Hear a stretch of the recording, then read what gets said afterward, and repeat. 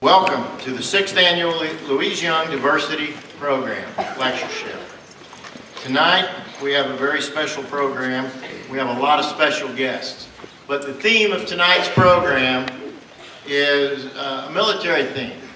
And so, as is the custom at East Central University, I would like to thank every veteran, every service member who has protected our nation. If you are a veteran or currently in the service, please stand so that we may thank you for serving our nation.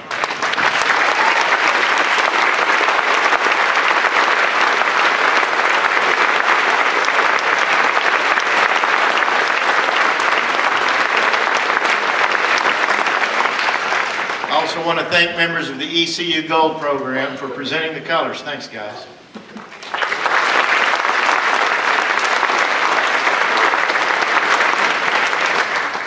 The Diversity Committee, the names of the members are in your program. They have worked hard every year to promote diversity issues at East Central University.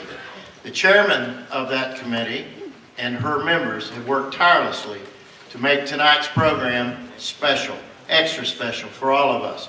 At this time, I would like to ask Chelsea Baker, the chair of the Diversity Committee, to come out and be recognized, along if the members of the committee would stand so that we may thank you for your hard work.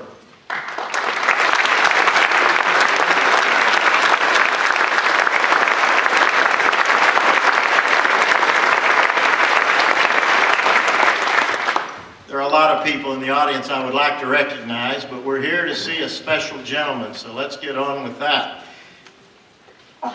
Before our guest of honor comes out, I would like to introduce a person that I think is very special to East Central University in the state of Oklahoma.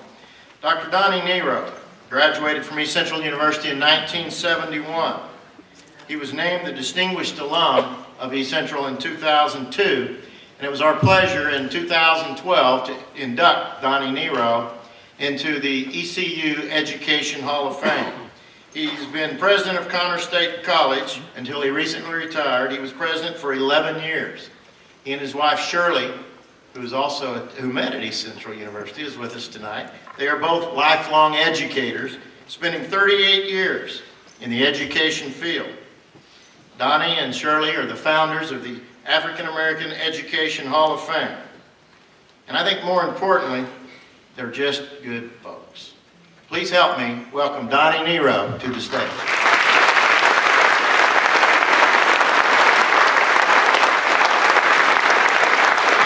Donnie, I have at least one remaining token from my inauguration. It's a pin. It says ECU. Once a Tiger, Always a Tiger. All right.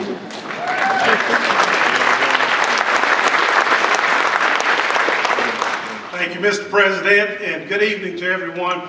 It is a pleasure to be here this afternoon, and we're so grateful to have had East Central as our home university. Colonel Charles McGee, he's an alpha man, and so am I. We visited Tuskegee Institute a couple of years ago, my wife and I. She had to make me go to Alabama, but we had an excellent trip, and we visited the home of Booker T. Washington in Tuskegee. He was the first principal of Tuskegee in 1881 to 1915. We had an opportunity to go and visit his home. So I must say, thank you, Mr. Washington. And then in 1935, a president by the name of Frederick Patterson, he established the School of Veterinary Medicine. And 75% of the black veterinarians in the state or in the United States of America graduated from Tuskegee University.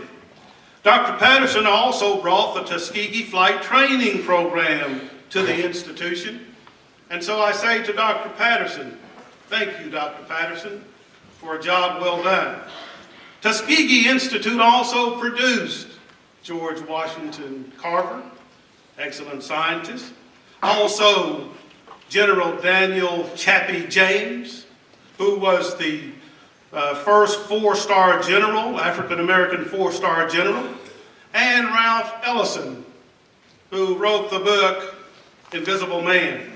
And I must say to all of these, thank you, Mr. Ellison. Thank you, Mr. Carver. Thank you, Mr. James. And then we come to the Tuskegee Institute of Aviation, where a fourth of the black aviation pilots who served in the United States of America went through Tuskegee University. They overcame much prejudice. They overcame much discrimination because of the respect that they obtained. They became some of the best aviators and fighters in the history of the United States of America. Colonel James Charles McGee, he is with us tonight, as you know. I must say to Colonel McGee, thank you, Mr. McGee. Thank you for the service to our country. Thank you for the influence that you have provided to all of us. Thank you for sharing your story tonight, and most of all, thank you for motivating us to do and to realize that we can do whatever we want to do if we put our minds to it. Colonel Charles McGee, thank you very much.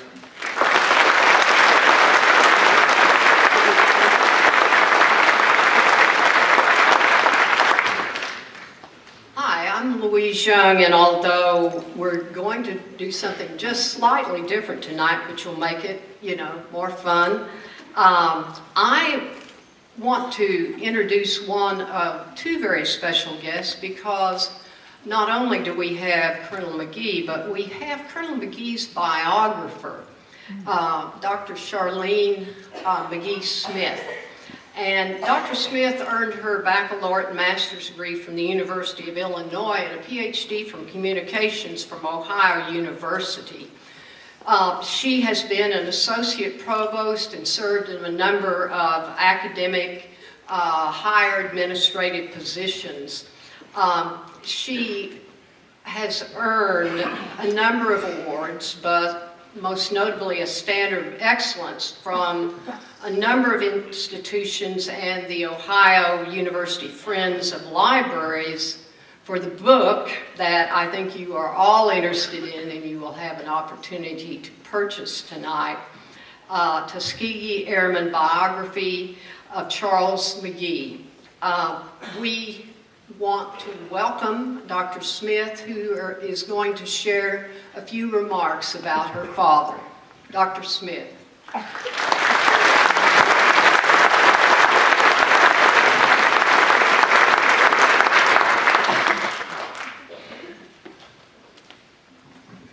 Good evening, East Central University. Yay! Good evening, Ada. And good evening to those of you who came from surrounding communities to be with us tonight.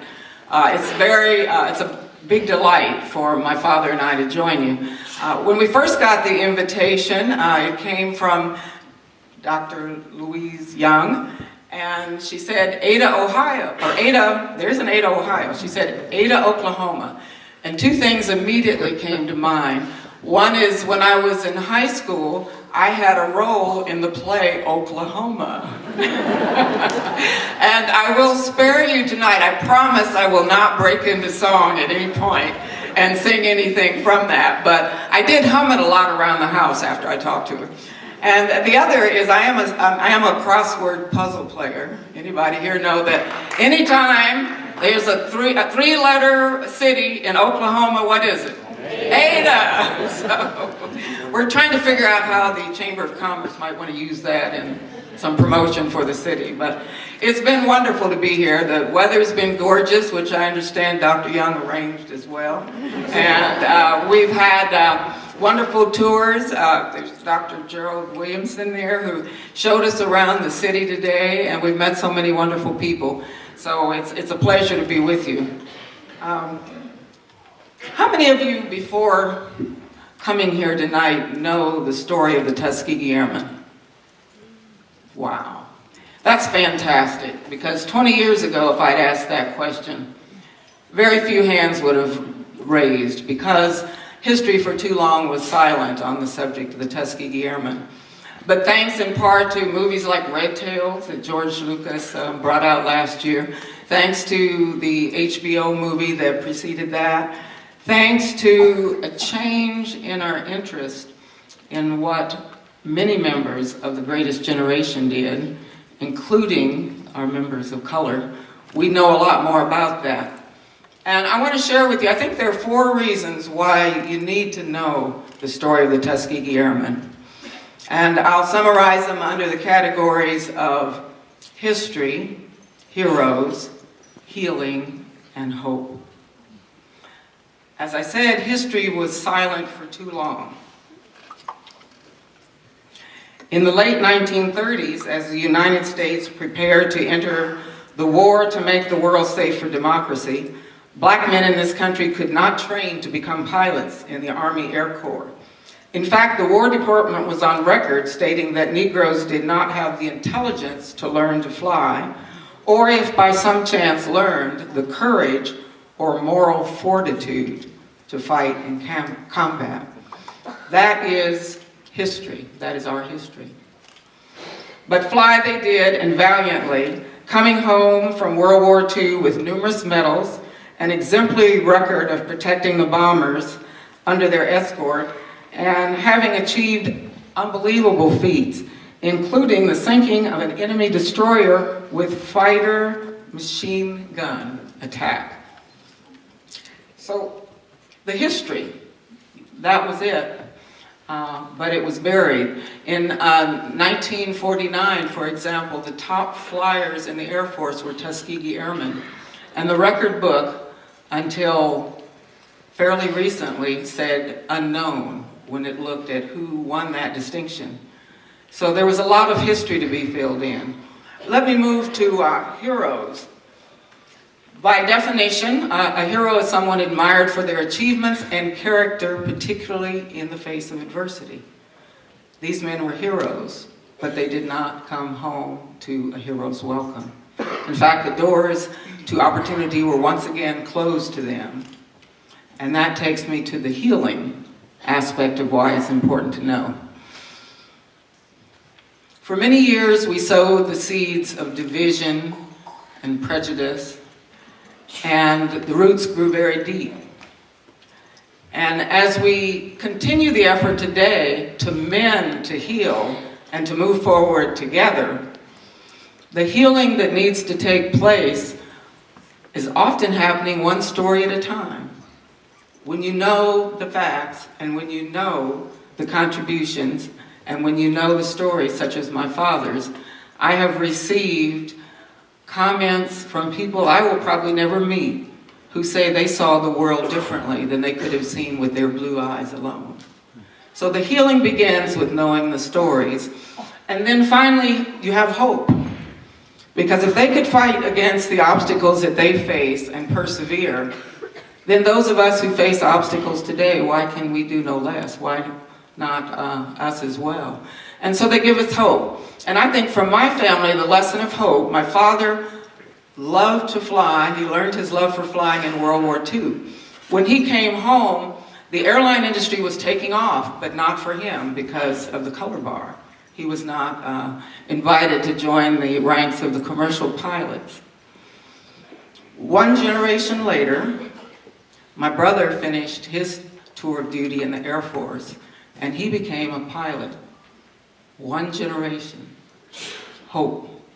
He not only flew for many, many years, he, went on to become a captain with Continental and then United, a captain of the 777, and just before his retirement for 6 months flew the new Dreamliner and was also a check pilot for other pilots.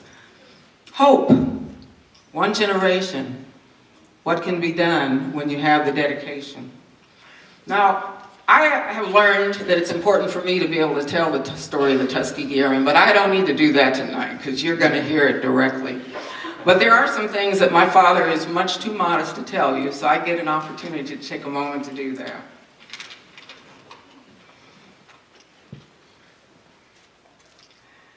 He served in the U.S. Air Force for more than 30 years, receiving the rank of colonel, becoming a command pilot with over 6,300 flight hours. With 409 missions, he holds the Air Force record for fighter combat flying in World War II, Korea, and Vietnam. He received numerous awards and recognitions, including, among others, the Distinguished Flying Cross with 2 clusters, the Legion of Merit with Gold Leaf Cluster, the Bronze Star, the Air Medal with 25 clusters, and on the occasion of the 50th anniversary of D-Day, he was made a Knight in the French Legion of Honor. He has been honored by the National Aeronautics Association with the Elder Statesman Award for Aviation. He has been honored with the General Noel F. Parrish Gold Medal, awarded by the Tuskegee Airman, Inc., by the Air Force Association with a Lifetime Achievement Honor, with the Most Distinguished Award presented by the United States Congress, the Congressional Gold Medal. In 1910, he became a Distinguished Eagle Scout, as some of you learned earlier, and on July the 16th, 2011, he was enshrined in the National Aviation Hall of Fame. Now, to underscore his modesty and why he would not have told you what I just did, in accepting that award, his closing comment was, "I humbly accept enshrinement, not so much that I am lifted up, but that it stands to inspire some among those who would venture into the future realms of America's aviation and space endeavors. I've had my high flight. To them, I pass the torch." And I think that's what he's doing for all of us. You'll hear from him tonight, and he will pass the torch, because he knows that there is work that together we can do and we can achieve. So I will come out and join you in the audience and be happy to continue to learn at the feet of my And we father. could sit in any seat we wanted. The Tuskegee Airmen could not. We could eat in any restaurant in Ada. But the Tuskegee Airmen, unfortunately in the 50s, they had to go to the colored takeout window. And I saw those windows, and that troubled me, even as a 7-year-old girl. I saw the separate drinking fountains, and that troubled me, just as a 7-year-old girl. And I knew that there was a difference between the way my family, who was white, was treated. I've had the privilege of meeting a few Tuskegee Airmen, and one airman said that the only job he could get as a crack pilot was a job as a janitor. And you have to let that sink in. And that was not true of my father, Lieutenant Roy Young, Lieutenant Colonel Roy Young. So what I say to you is that we need to take a message. There is something to be learned from history. And I'm not saying this to really bring you down or make you feel, I don't know really what. The message is one, as Dr. Smith said, of hope, because we can't change the past, but we can change the current time, and we can change the future. And we can learn, and the best thing you can do tonight is to learn from a hero, an American hero. You will be able to hear living history and learn a lesson, because it's very important. And finally, I'm 66 years old now, and I'm very troubled by an undercurrent in our country that I feel that kind of takes me back to those times when I was a little girl in Ada and saw people who were different than me not being treated with dignity and respect. So be watchful and see if you are picking that up too. And what you can do is to stand up and speak out. And that's the beauty of it all, that you can take a lesson from an iconic hero like Colonel McGee and make our world a better place. You can, starting tonight. And that's the hope, and that's the beauty, and that's part of what I want to give to you. So, as a gift to Colonel McGee, he hasn't seen this little tribute film, but I recently traveled to California to meet him, and I was filming him with a camcorder that I wasn't used to using.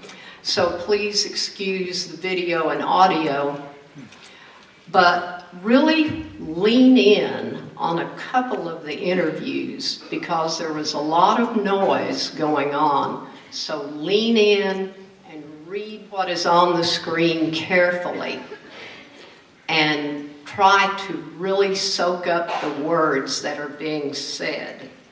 And so, let's start a tribute to Colonel McGee with love and respect from me.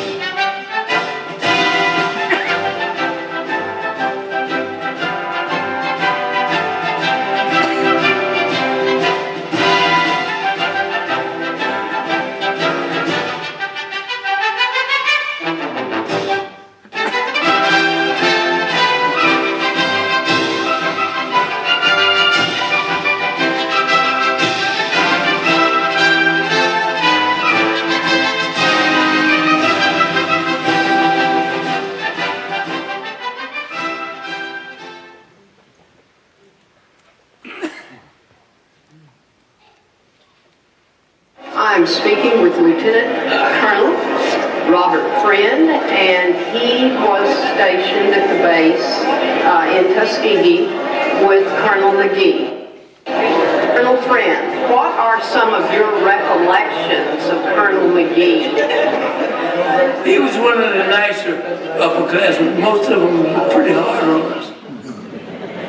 And I remember being an outstanding pilot, good common sense guy, got along well, did his job, and was outstanding. This is Atlanta, Canada, and well, that's basically it. It's always good to see you, and look forward to the next time.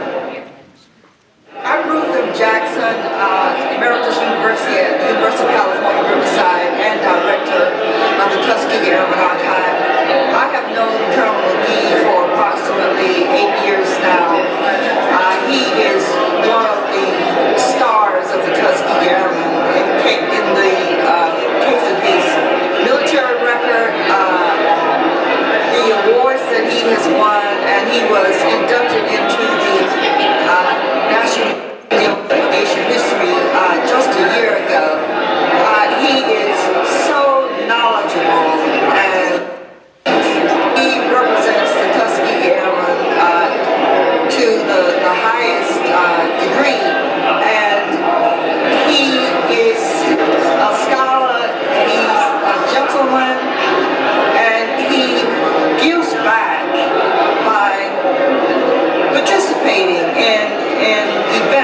speaking engagements to preserve the legacy of the Tuskegee Airmen.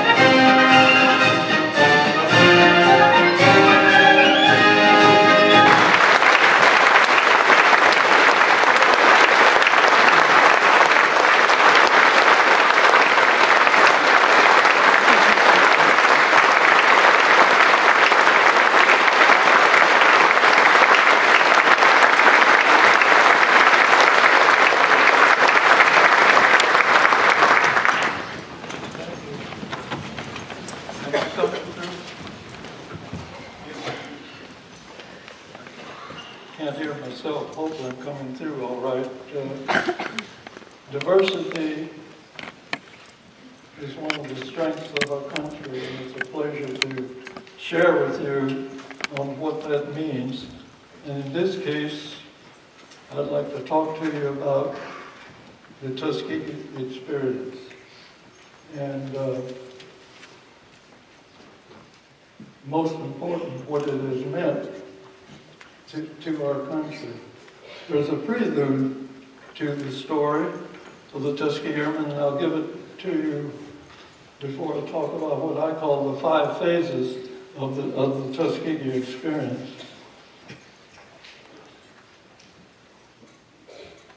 In the 1920s, I see a lot of ladies in the room. A young black lady from Waxahachie, Texas, became the first black licensed pilot in the world. That was Bessie Coleman. The aviation industry was just beginning to take over in our country. She was an avid reader and got interested in aviation and also wanted to fly. Well, nobody would teach her here in America, and with some help, she went to France in 1920, returned to America in 1921 with that pilot's license. She wanted to share that experience with others and went around the country doing what they call barnstorming. She used her meager funds to get a surplus aircraft, flew around the country, and introduced a lot of people to this new industry and what it meant. Of course, back when, most airplanes were handmade and quite different than today's aircraft. But she influenced enough people, and her focus was for black Americans, but not limited to that. And Bessie Coleman Aero Clubs became a part of the early history of blacks in aviation. Unfortunately, she lost her life in 1927 preparing for another air show in Jacksonville, Florida. Well, 1925, our Army War College was performing a study of what they would do with this 1/10 of the American population if America got involved in another war. So you know I'm not making it up. I'm going to read a couple things from their report. And I'll start with paragraph 3 on the first page. And it says, facts bearing on the problem. The Negro is physically qualified for combat duty, but he is by nature subservient and believes himself to be inferior to the white man. He is susceptible to the influence of crowd psychology. He cannot control himself in the fear of danger to the extent the white man can. He has not the initiative and resourcefulness of the white man, and he is mentally inferior to the white man. And he goes on to say in paragraph 4, in the process of evolution, the American Negro has not progressed as far as the other subspecies of the human family. Well, it goes on like that. But paragraph 5 says, action recommended. It is recommended this study be taken as a basic policy of the War Department for the use of Negro manpower, and that the plan proposed herein be used as a guide in the revision of War Department general mobilization plans. Last paragraph, concurrences.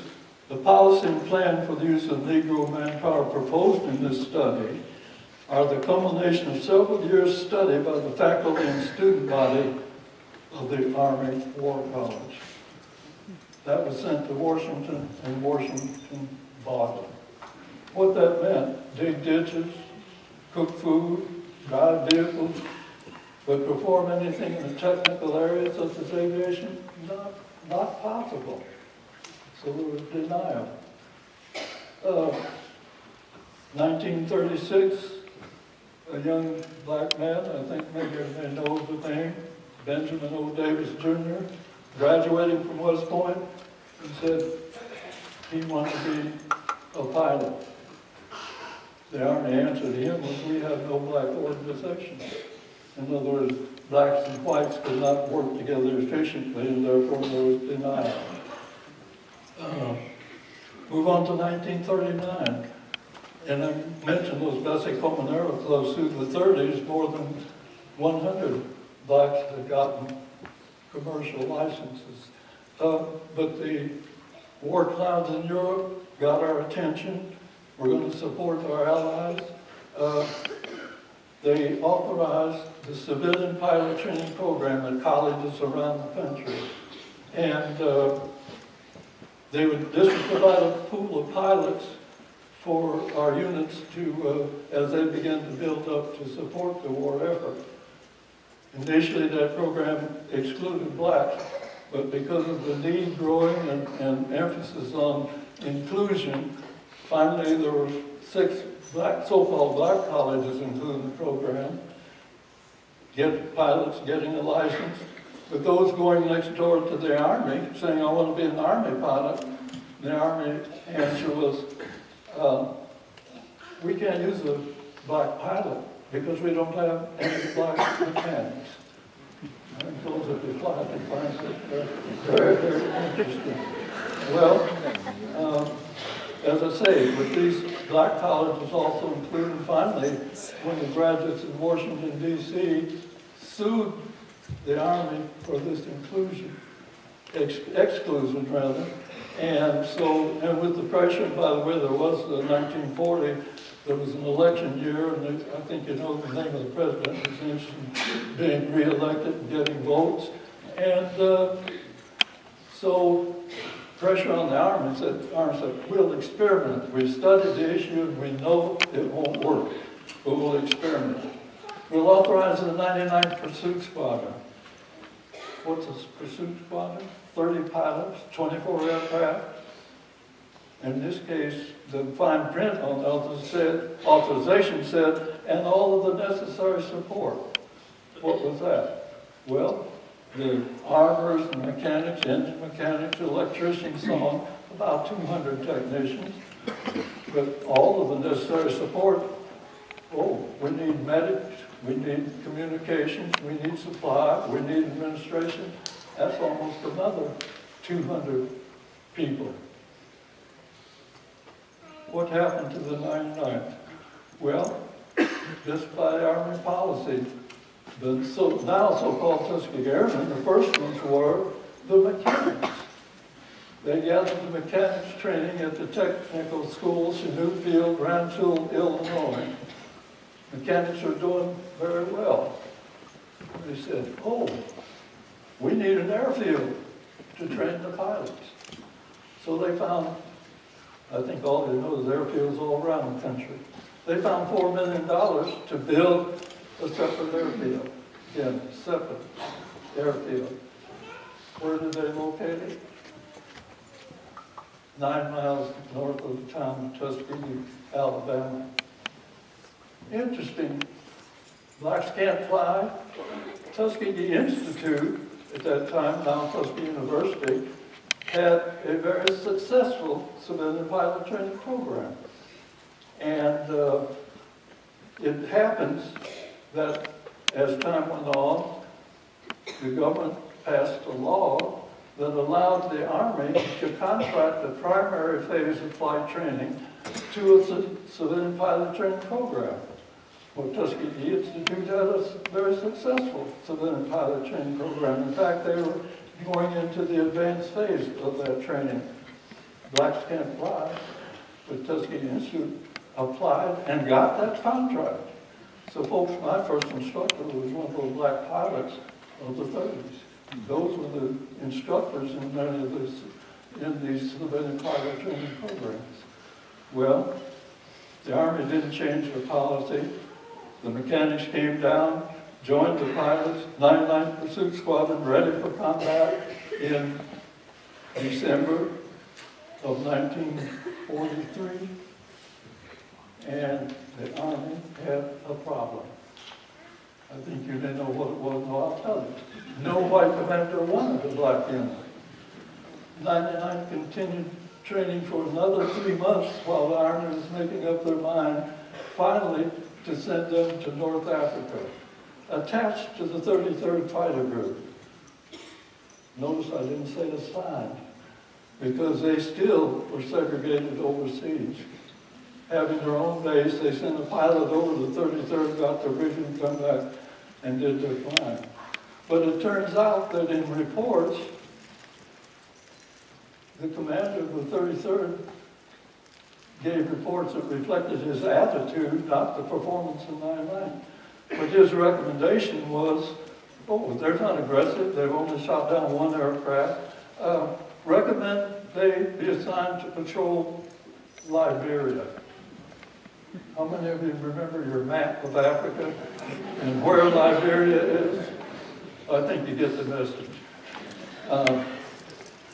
But a hearing here in Washington showed that the 99th performance was equal to the other squadrons, so they should continue in combat.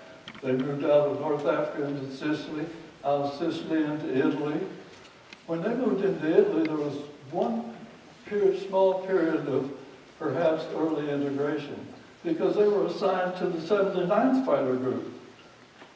Colonel Bates had a very different attitude. He was glad to have more aircraft and more pilots to fly the missions. And that is where, over the Anzio Beachhead time frame, pilots of the 99th shot down 17 German aircraft. My goodness. Given the opportunity, blacks can fly the airplane. Given the opportunity, they can perform well in combat. But the Army didn't change their policy. When I graduated in June of '43, my instructor said, too bad they don't have a bomber unit for you guys, because I think you would make a good bomber pilot. And I didn't scratch my head because I wasn't sure what he meant by that. There was a good fighter pilot, you know. And he didn't know that 3 months after him making that statement, medium bomber training began at Tuskegee Army Airfield. Mitchell B-25 medium bomber. So as I talk about the phases of the Tuskegee experience, first phase is that story of the 99th, and we're not quite through with that. Second phase was those pilots coming along behind because they needed replacements. 3 additional single-engine fighter squadrons came out of experience. The 100th, 301st, and 302nd. All of us trained in P-40, but when the 332nd was going overseas, landing in January of '44, that's right when the 99th was moving out of Sicily into Italy, 332nd were told, oh, you are going to do some patrol work with the P-41 aircraft. We did additional training at our training site, Selfridge Field, Bell P-39.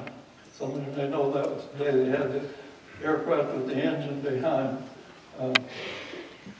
We were doing, and I was one of the squadrons of the 332nd, we were doing patrolling Naples Harbor and the waterways up to Anzio Beachhead while the 99th was performing their service with the 79th Fighter Group. So that story of the 332nd is the second phase of the Tuskegee experience. And by the way, when you talk about the red tails, it is those pilots that went overseas in the Mediterranean theater, flying first the 99th P-40, 332nd P-39, and in the spring of 1944, our bombers flying to destroy Germany's war-making potential were suffering severe losses. And I think some of you know from history, sometimes half of the squadron was not returning. They thought we had enough guns on our B-17s and B-24s to protect them. Didn't work against the German Air Force. And the losses were extreme. So 4 fighter groups were picked from 12th Air Force to move to 15th Strategic Air Force. For us, that just meant moving to the Adriatic side of Italy to begin escorting B-17s and B-24s to protect them. Hopefully, I think most of you may know that one of the bombers going down, that's 10 American lives in those bombers. And the escort was necessary. As time went on, the P-39 wasn't the job. It was, well, I won't tell you, it wasn't the best aircraft to be flying. It certainly wasn't one to do escort work. We changed in combat. We gave the P-39s to the Russians and started P-47 Thunderbolt. P-47 was a good aircraft, good guns, nice roomy cockpit, but that big radial nose, and it just wasn't an aircraft with the altitude, speed, and range capability. We only had the 47 for about 3 months, and it turned out that all of those 4 escorting fighter groups had received the P-51 Mustang. Have to qualify that though. P-51 Mustang with the Rolls-Royce Merlin engine made it the super aircraft for the job that we had to do, escorting bombers throughout Europe. From where we were located, northwest would be southern France, straight north would be Berlin, Germany, to the east, Yugoslavia, and even farther to the Romanian oil fields. The job turned out to be a good move because we saved a lot of the bombers and we did help destroy Germany's war-making potential. The third phase of the Tuskegee experience is that of those who got into that medium bomb program, this will be B-25. It turned out to be the 477th Bomb Group medium. Again, 4 squadrons, all of the necessary support. And I say that so you realize when you're talking the Tuskegee Airmen, you're talking about quite a bunch of people, because the fine print even for the 477 also included and all of the necessary support. How many have heard of double victory? Any hands back that know any history from there? Don't see many, just a few. Newspapers started that because it said we Negroes were fighting 2 battles. That first V was for victory against Hitler and the folks out west in Japan, and the second was fighting for victory against racism here at home, because racism still existed in the training sites and what was going on. And for the 477th, they experienced something that the 32nd didn't, although they followed us in the training locations until they got so large that they began to move to other places other than Selfridge Field in Michigan. And what they did had its impact, but here's how it came about. Colonel Selway was the commander, he's white. He wanted to maintain and not have the blacks intermingling with whites on the base. And so he had General Hunter's okay to write a base regulation that said something like this: on my base, trainees can only use the facilities I designate. Who's in training? Blacks of the 477. No, you officers cannot go into the officers club. That's a white facility. You'll use this building that I designate. Well, that's contrary to Army regulations, and officers of the 477th and 3s peacefully tried to enter the club, were denied. Of course, that upset Colonel Selway tremendously. He called the officers in and said, I'd like you to read my regulation again and sign this affidavit that you will abide by it. 101 officers refused, because that was contrary to Army regulations. But they were immediately shipped off from Seymour, Indiana to Godwin Field, Kentucky, put behind barbed wire, guards, guns. There were German prisoners of war that had freedom at the adjacent Fort Knox that these officers were denied. Well, that brought a hearing. Now we're in the time frame the war is over in Europe, 332nd has come back home. The hearing proved Colonel Selway wrong, because as I say, he wasn't abiding by Army regulation. The Army still didn't change the policy. They said, what do we do? Well, we'll have a composite group, fourth phase of the Tuskegee experience. This composite group will keep 2 of the B-25 squadrons, will reactivate the 99th, and what we do, Godwin Field's too small for this large an outfit. They opened up Lockburn Air Base south of Columbus, Ohio, now Rickenbacker, for those of you who know the history. And that base operated all black. When training closed in 1946 down in Tuskegee, those of us there sent to Lockburn Air Base. 1947, something happened. I think you all may be aware of the history. Our United States Air Force was born. In other words, the air arm separated from the ground army and to operate on its own. And the Air Force in their studies had determined 2 things. They said, you know, we need to use people based on their training and experience and where needed, not the color of their skin. And we're not getting enough money to keep Lockburn Air Base open, separate, far from equal to meet our requirements ahead. We need to integrate. Just a few months later, a very courageous president, I think those of you know the president who said that buck stops here, Harry Truman, issued an executive order, probably really issued 2, but 9981 mandated that all of the services need to integrate. I think you need to little, even though he was a Missouri Southerner in a way, you need to read his life story and how he felt about how Negroes were treated coming home back even in World War I. But he made that mandate. The final phase that I call of the Tuskegee experience was that after getting to Lockburn, the unit was under the Tactical Air Command, and I never found out what happened to B-25. I just say it doesn't sound tactical, I guess. They reactivated the 332nd Fighter Group. and that's what I call the fifth and final phase of the Tuskegee experience. The unit, they reactivated just 3 squadrons, the 99th, 100th, 301st, flying P-47N.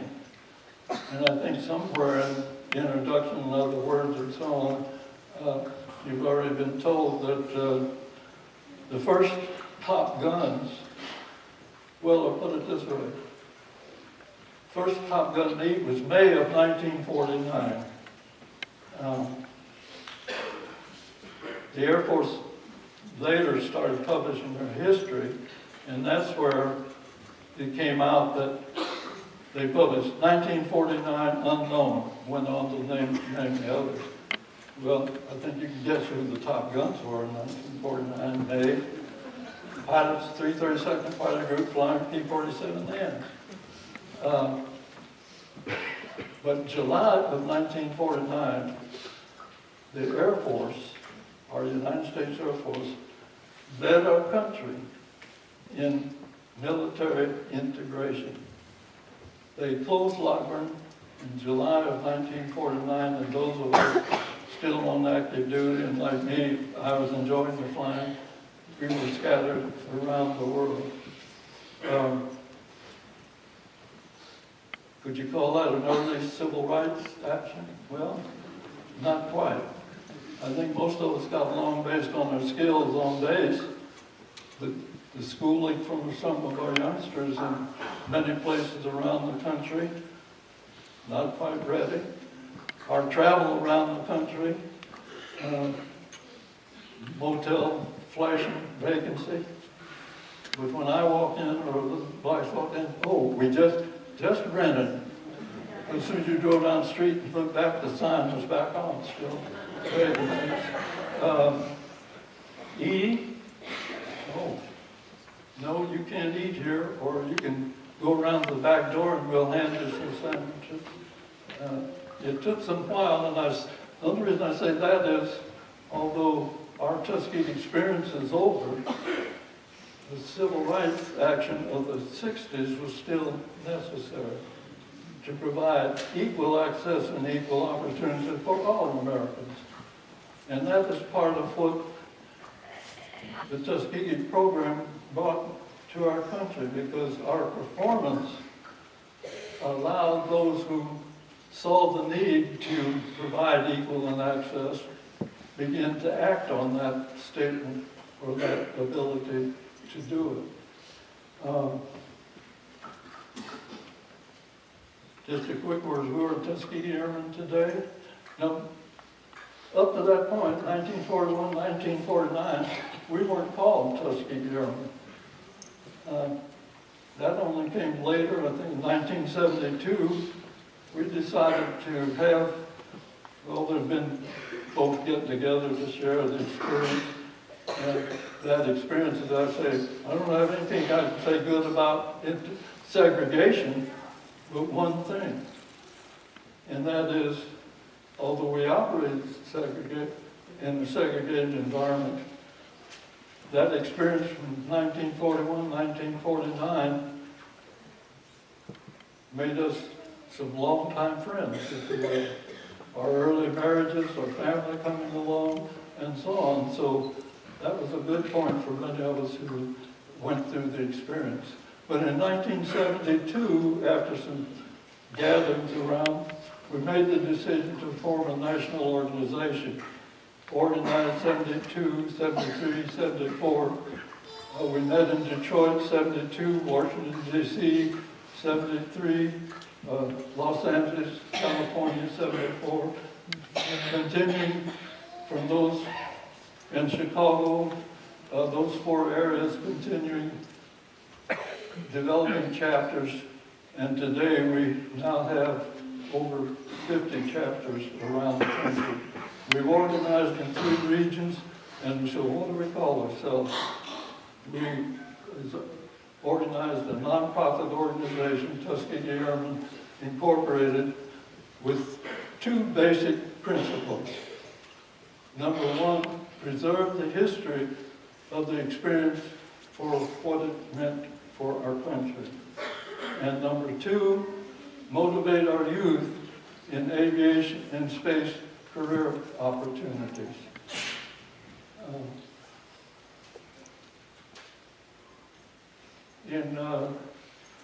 I've forgotten when it was, you heard the name of Chapter James, I think somewhere here, who was the first black four-star general.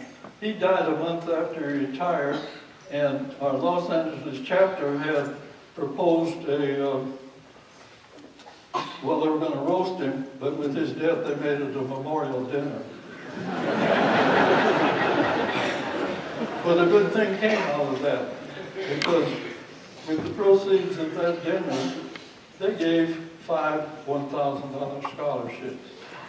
Nationally, we decided to turn that into a national scholarship fund. And folks, that fund has grown since that time to where in the last 8 years, we have given 40 $1,500 scholarships to any high school graduate going to college in any aviation space career study. The nominees come from the chapters and nationally studied and offer those.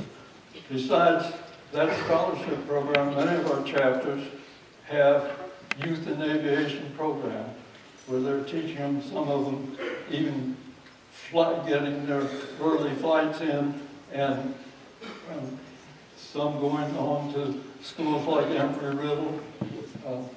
Some success stories out of that early education for those interested in the many opportunities of aviation. We need to see. Oh, I want to see if I still have some time. I think there may be an opportunity, I'm not sure how it works, if there's somebody that has some questions, but let me just say something about my own experience. Well,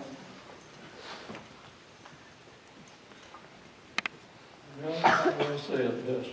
I guess the best way is I just enjoyed flying. I got some very good assignments, and it turns out that in the late 50s, I had a little thought, well, I'd like to be an airline pilot. Folks, the airlines weren't ready. So I stayed as a military pilot. But I had command assignment again. Even though the Air Force lives in segregation, integration was somewhat slower. We were given assignments overseas that you would not do it here at home. And for example, I commanded the 44th Fighter Bombing Squadron after my Korean flying for 2 years. Went well overseas. Not happening. I mentioned that Lockwood was closed in 1949. All through my career, and my final, I got a job I love because I like working with people. I became the commander of Richards Gebaur Air Base, Kansas City, Missouri, in 1972. Folks, that was the first such assignment in the States at that level since the closing of Lockwood.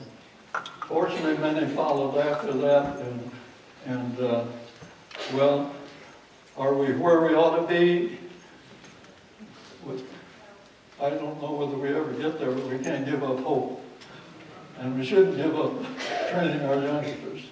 And we shouldn't give up realizing that talent of all of our Americans should be developed in the school system and by your mentoring and the things going on. Because if we don't stay with the strength of the #1 country in the world, folks, we're in trouble. We need to see where that is and do, and I guess, are we going to be able to have some questions answered or questions raised? Well, I got a chair. They want me to sit down. They didn't say shut up.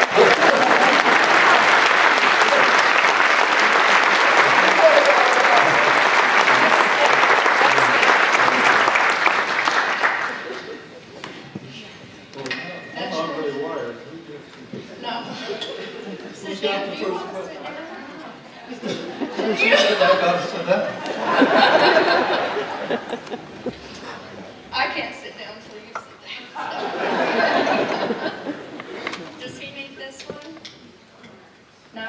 Okay, we have a question. We have about 10 minutes for questions. So we have a question right back here. I got a mic. Okay.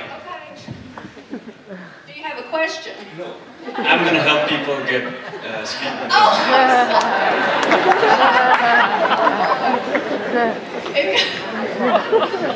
if you'll raise your hand if you have a question, please, and someone will bring a mic to you. There's someone right back here. Hi, Phyllis. Hi, Colonel. I was wondering, what was your favorite assignment back in World War II?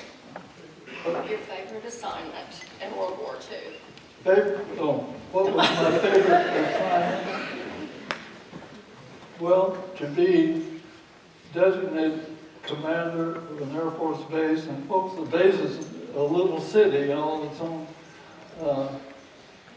was certainly a thrill to me. I've always liked to work with people, and that was a great opportunity. And before it came near the end of my experience, but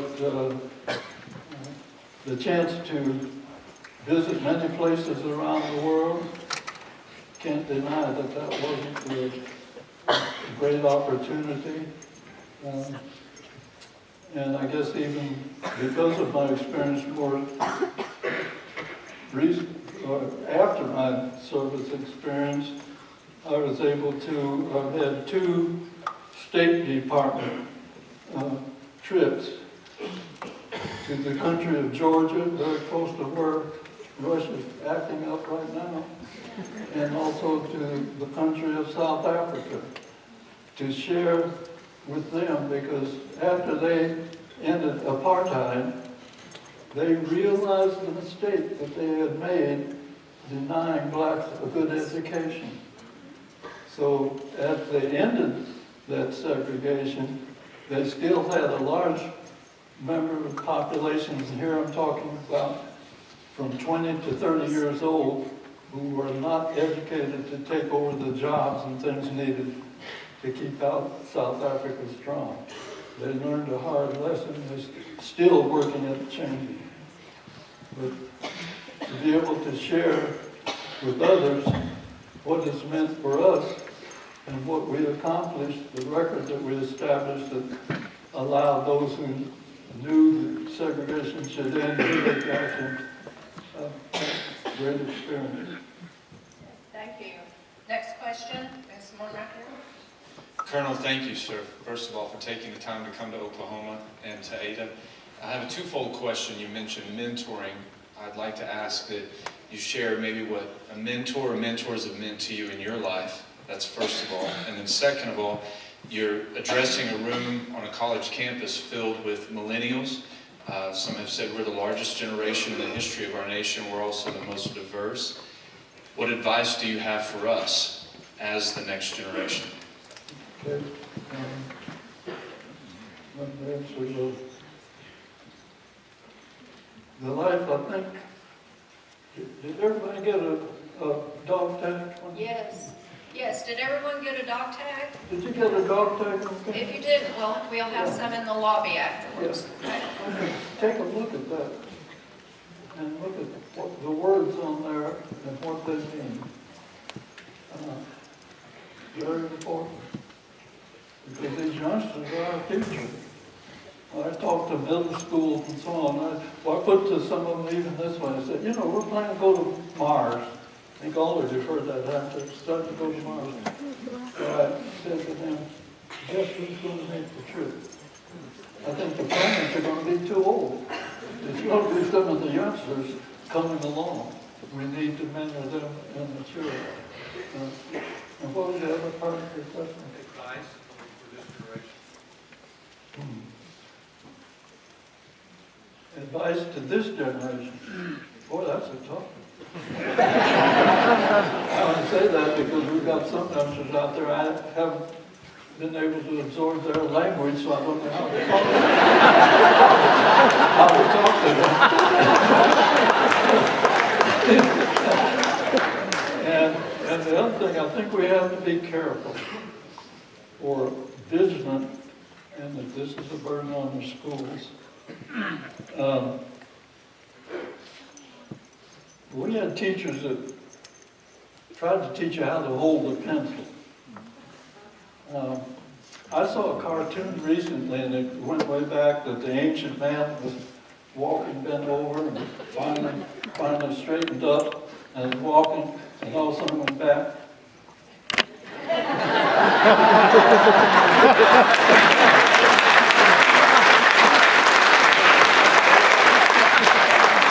All I'm saying is we have to be careful. I don't know, and I think part of that, I've always felt there are 10 years of our history that kind of marks where we go. For those of us, and they call it the greater generation and so on, but what happened? The country is coming out of 10 years of depression that's affected practically everybody. But here is the war built up, there were jobs available, you know, and they wanted one car in every driver, and the middleman came earlier. Back then too, we didn't close schools because there was a little snow, we just got up earlier.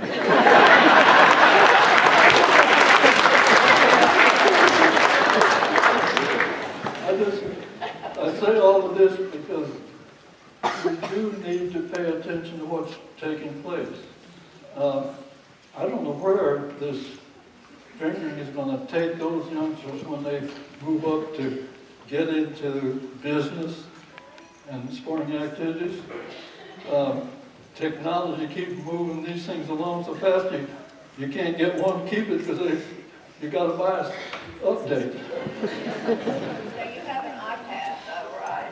And you play games on it, I know that. I have an iPad.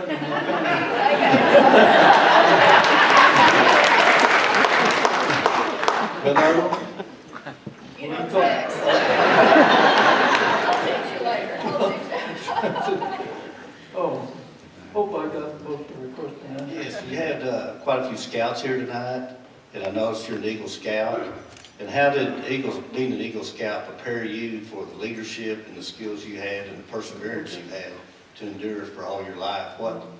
How's that helped you? Good question. Let me expand on that just a little bit. When I was invested in the National Aviation Hall of Fame, I had to make an acceptance. My acceptance was that, who am I? Well, I said, well, as a very youngster, I was glad to have parents and grandparents that said, go to high school, go to college, get an education. But also to go to Sunday school and learn that those verses that say, treat your neighbor as yourself, and so on. I was in the teenage years, and that's why I was glad to see the Scouts here and share. All my honor, I'll do my best to do my duty to God, country, and keep myself physically strong, mentally awake, and morally straight. But now, that's the kind of oath. If you look at the 12 Scout laws and the meaning, trustworthy, loyal, helpful, friendly, courteous, kind, obedient, cheerful, thrifty, brave, clean, and reverent.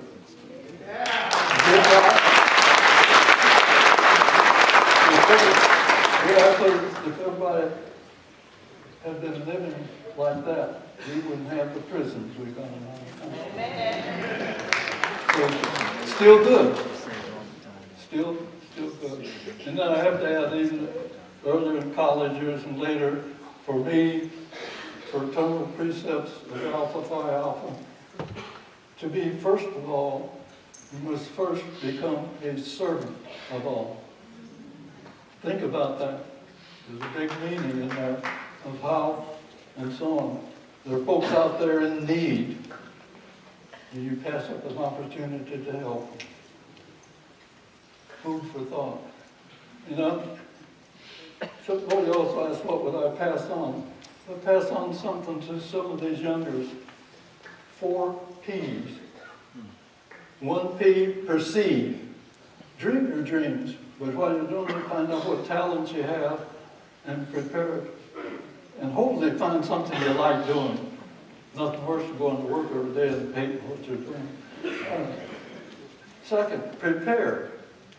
Get an education. I'd like to add to that, learn to read, write, and speak well, but then also be an engineer or a technician or a doctor and so on and so on.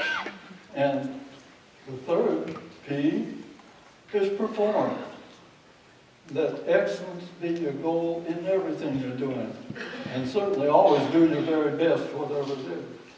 And finally, and I take these four out of our experience, fourth P, persevere. Don't let circumstances and the situation be an excuse for not achieving.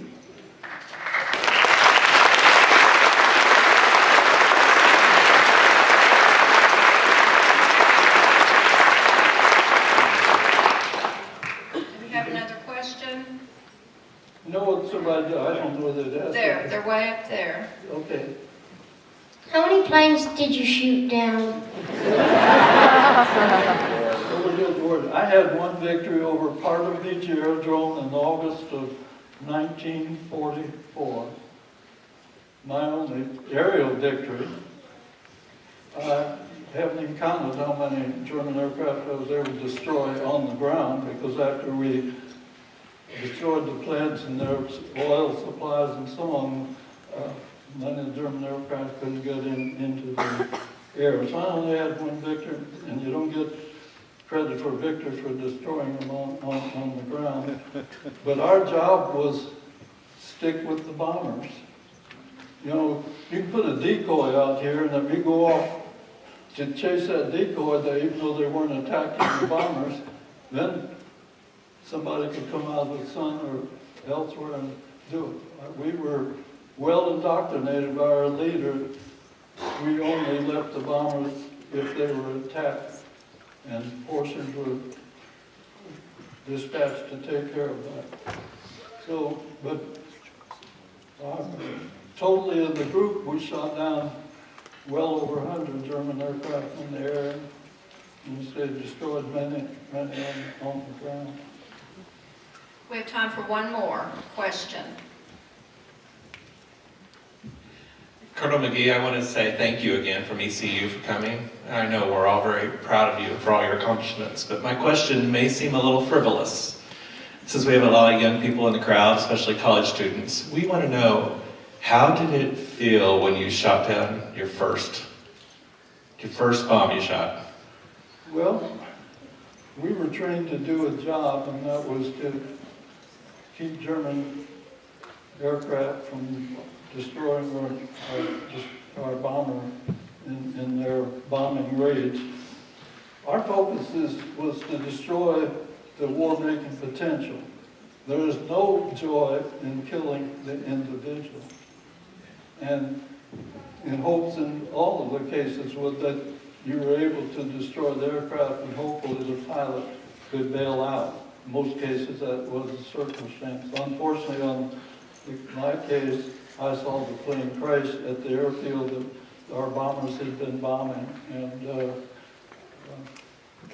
it's not a good feeling. That's an experience in Korea. We knew the North Koreans were using civilians to move supplies down.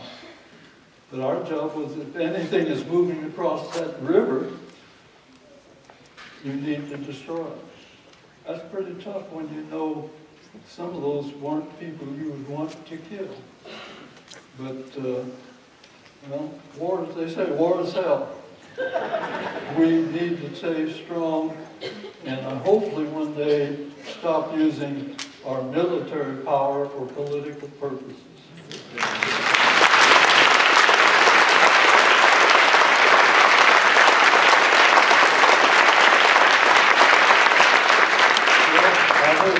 That was the last question. I think we're going to be out, and if you have one, want to ask to catch me there after we're through here. Yes, we're going to be in the back. I'll be glad to chat with you. Thank you so much. I'd say God bless you. And God bless you. An American hero.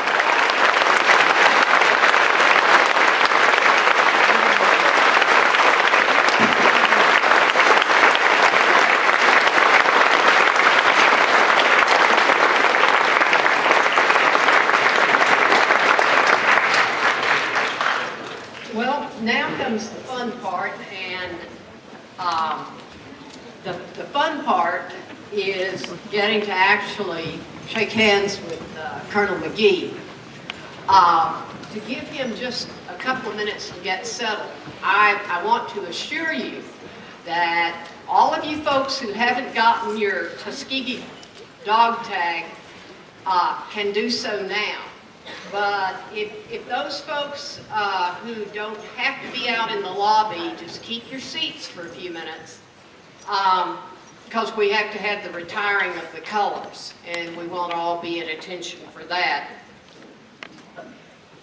He went over the 6 principles of the Tuskegee Airman that are printed on the dog tags that you can wear as a memento, but I want to do what I call my interpretive dance to these 6 principles. 1, aim high. 2, believe in yourself. Number 3, use your brain. This is really important. Never, ever, ever quit. Don't give up. Be ready to go. And you met someone tonight that was always ready to go. And finally, expect to win. So, get your dog tags. We have books that will make a priceless gift to anyone, and they're only $25. Think what a great gift this would make to any young person. And they're autographed. So, there are plenty of them. They will not run out this year. So, if you would,